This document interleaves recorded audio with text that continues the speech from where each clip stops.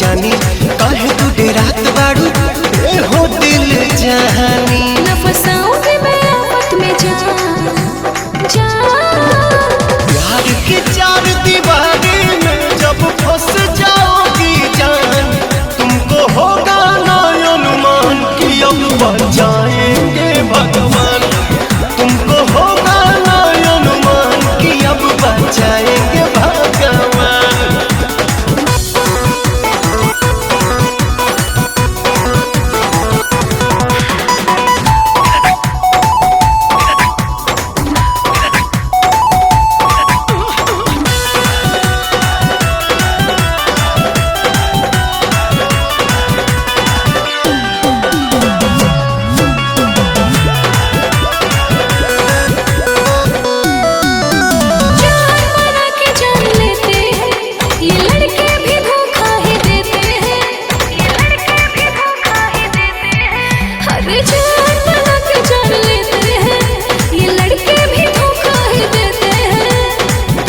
तू हमारा से दिलावा लगा के सब सुख वहिया में कोई बूझा के।